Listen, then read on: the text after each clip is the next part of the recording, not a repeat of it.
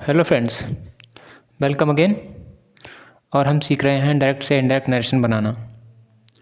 और इस कड़ी में हम पहुंच गए हैं एड्रेसिंग या कॉलिंग से नरेशन बनाना, कि किस तरीके से हम एड्रेसिंग या कॉलिंग का प्रयोग करके अपना इनडायरेक्ट नरेशन बनाते हैं। तो जिन सेंटेंसेस में एड्रेसिंग या कॉलिंग का यूज़ होता है उन सेंटेंसेस को हम वोकेटिव केस बोलते हैं। मतलब इसमें एक तरीके का आह्वान होता है जिसको हम वोकेटिव केस कहते हैं। अब देखिए आह्वान आपका किस तरीके से होता है। एक सेंटेंस यहाँ पे लेते हैं, the teacher said, the teacher said question mark, boys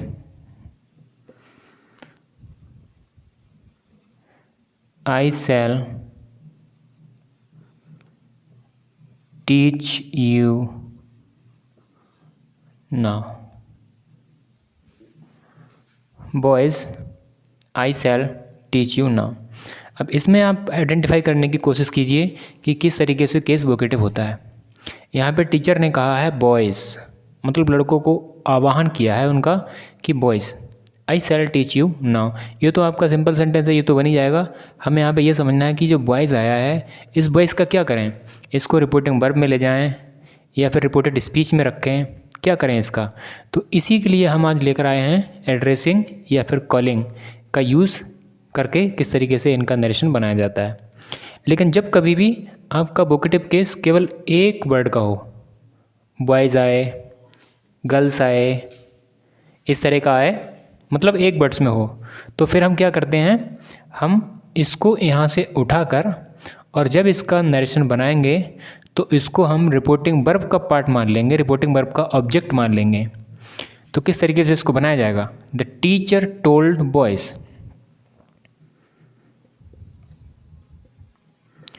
the teacher told boys, the teacher told boys.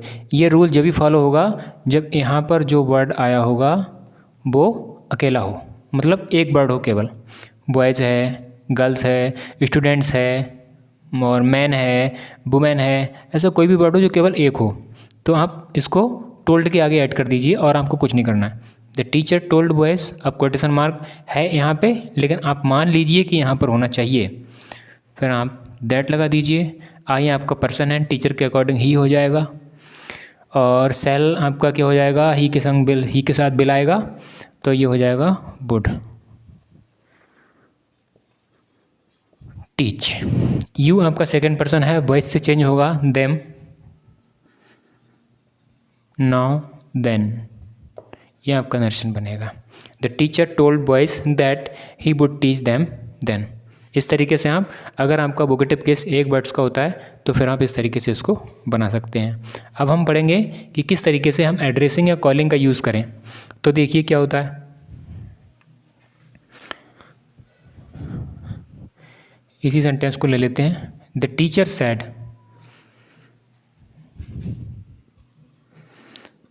My dear students, comma,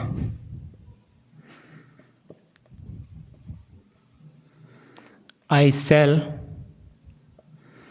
not teach you today। ये देखिए, the teacher said my dear students I shall not teach you today. अब देखिए यहाँ पे ये जो आपका vocative case आया है ये एक वर्ड का नहीं है, इसमें तीन वर्ड्स हैं, एक तो माई है, एक डियर है और एक स्टूडेंट्स है। तो इस केस में हम अप्लाई करते हैं, या तो आप एड्रेसिंग का यूज़ कर दीजिए या फिर आप कॉलिंग का यूज़ कर दीजिए, दोनों में से कोई भी लीजिए, कॉमन है। लेकिन इसके साथ कुछ और स्टेप्स हैं जो हमें फॉलो करने होते हैं, चलिए बताते हैं। आप एड्रेसिंग या कॉलिंग लगाइए,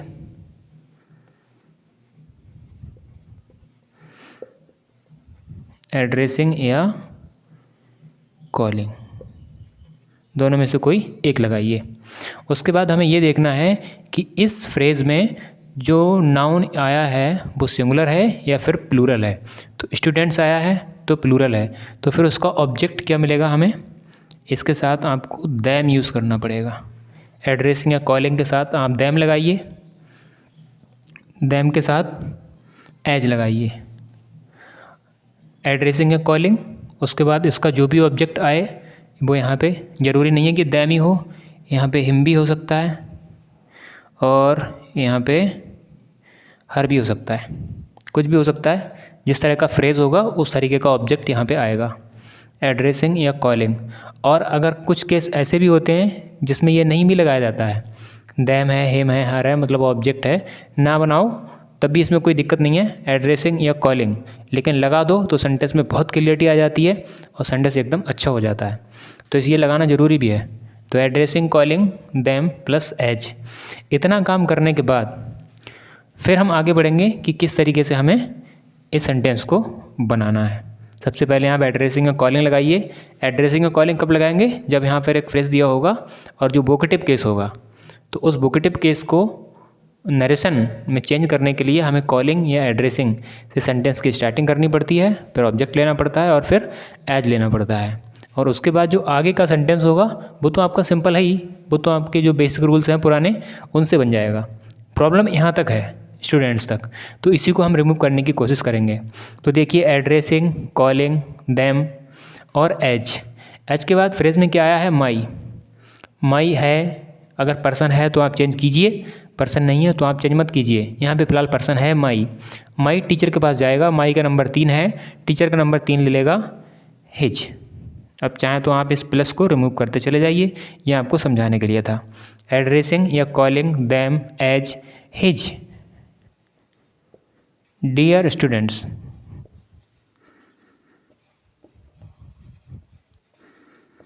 डियर स्टूडेंट्स, ये देखिए एड्रेसिंग या calling them as his dear students.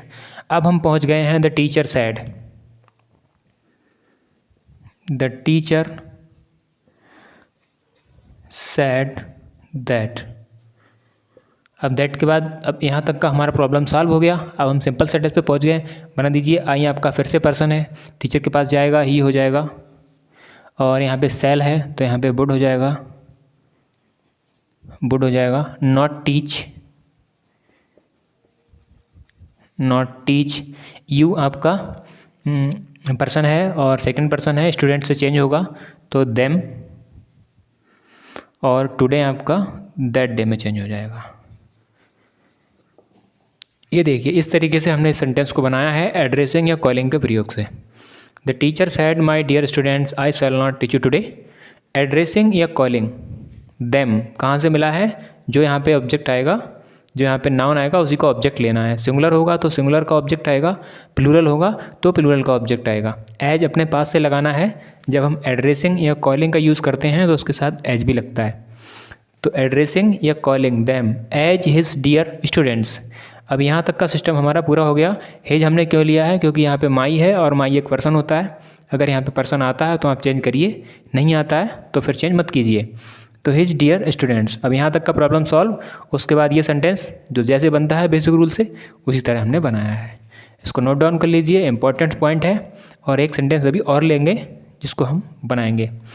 चलिए देखते हैं, एक और सेंटेंस लेते हैं और उसको सीखने की कोशिश करते हैं कि किस तरीके से एड्रेसिंग या कॉलिंग के यूज़ से हम सेंटेंसेस को बनाते हैं।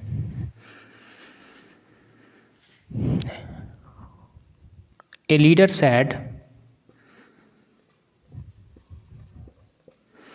a leader said,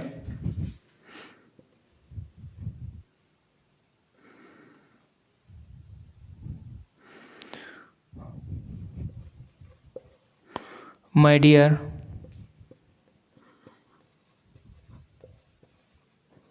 villagers.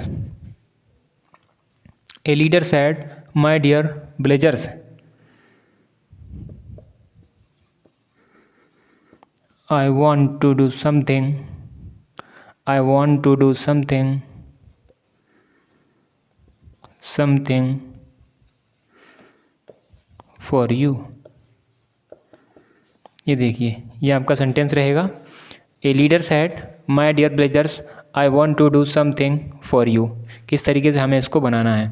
यहाँ पर भी एक फ्रेज़ आया है, ये देखिए, माई और डियर और ब्लेजर्स, और इसमें 3 वर्ड्स हैं। इसका मतलब हम इसको जो हमारा रिपोर्टिंग वर्ब है उसका हिस्सा नहीं बना सकते, हमें इसको बनाने के लिए एड्रेसिंग या फिर कॉलिंग का यूज़ करना पड़ेगा। एड्रेसिंग कॉलिंग के जो यूज़ हैं वो आपको फॉलो करने पड़ेंगे। तो एड्रेसिंग या फिर कॉलिंग,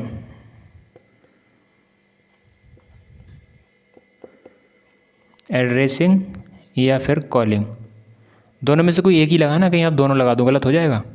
एड्रेसिंग या कॉलिंग। ब्लेजर्स आया है, फिर से प्लूरल है देम। एज, माई फिर से है, तो हिज। एड्रेसिंग या calling them as his dear blazers.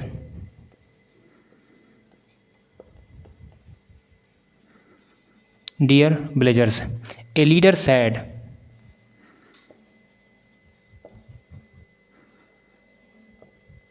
A leader said that, quotation mark that में चला जाता है। आगे है I want to do something for you. I आपका पर्सन है, लीडर के पास आएगा ही हो जाएगा। वॉन्ट आपका प्रेजेंट का इंडेफिनिट है, पास्ट का इंडेफिनिट हो जाएगा wanted. Wanted to do something,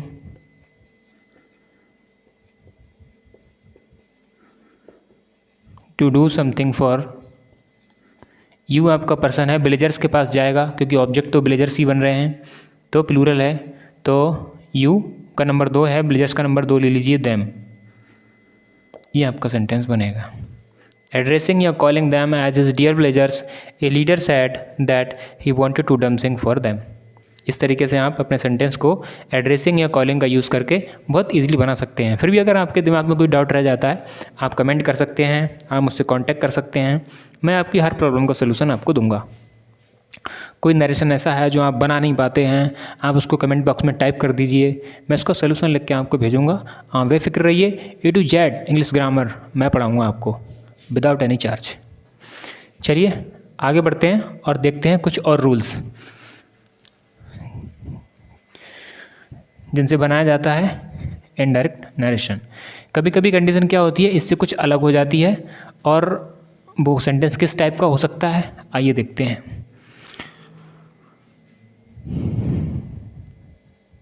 a boy sad, a boy sad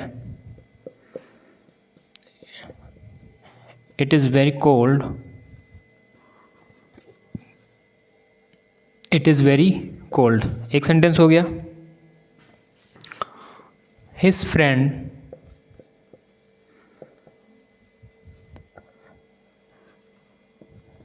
sad yes. ये देखिए, एक रिपोर्टिंग वर्ब, एक रिपोर्टेड स्पीच, दूसरी रिपोर्टिंग वर्ब और दूसरी रिपोर्टेड स्पीच, इन सब सेंटेंसेस को जोड़ के हमें एक सेंटेंस बनाना है। तो क्या होता है इनमें, आपको लगता होगा कि ये बहुत ज़्यादा हार्ड है, लेकिन पढ़ाने के बाद आपको एकदम ये इजी हो जाएगा, आप भी इसको चुटकियों में बनाएंगे। आइए सीखते हैं। सबसे पहले हमें यहाँ देखना है, यस, ये इतना जो पार्ट है ये आपका अलग है, ये पार्ट अलग है। पहले हम इस पार्ट को सॉल्व कर लेते हैं। ए बॉय सैड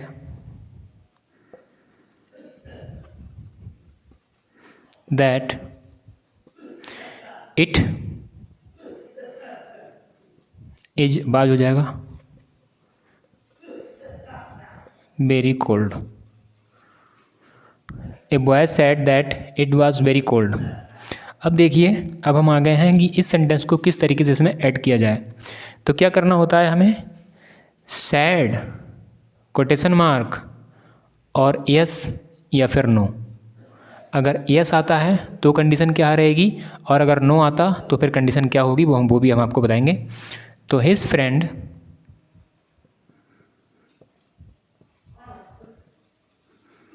फ्रेंड अब सैड और यस जैसे ही आता है तो यहाँ पर आप लिख देंगे agreed with him.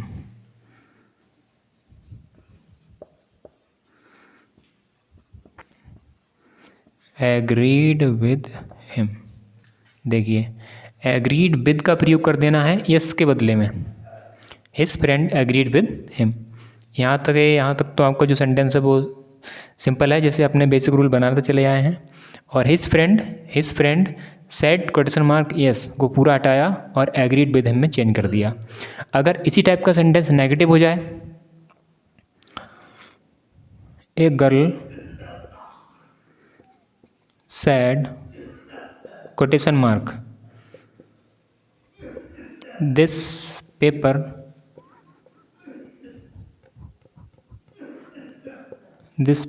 Is hard, this paper is hard.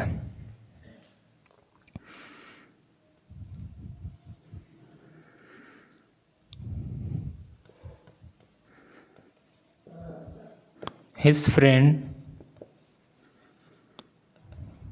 said no। देखिए अब नो वाला आ गया है, कुछ नहीं करना है, पहले आप यहाँ से यहाँ तक का बनाइए। ए गर्ल सैड, ये दूसरा नंबर का है। ए गर्ल सैड दैट, फिर से दैट लेना पड़ेगा भाई, दिस आया है, दिस को दैट में चेंज करना पड़ता है। That paper was hard, that paper was hard.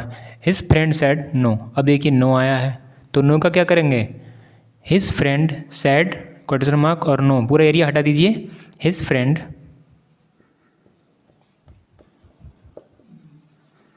Friend did not agree with her, did not agree with her. ये देखिए अगर नो आता है तो डिड नॉट एग्री विद, और अगर यस आता है तो एग्रीड विद। ये था हमारा आज का कॉन्सेप्ट कि किस तरीके से हमने addressing, calling, vocative case, yes और नो, इन सभी रूल्स के इंडायरेक्ट नरेशन को बनाना सीखा।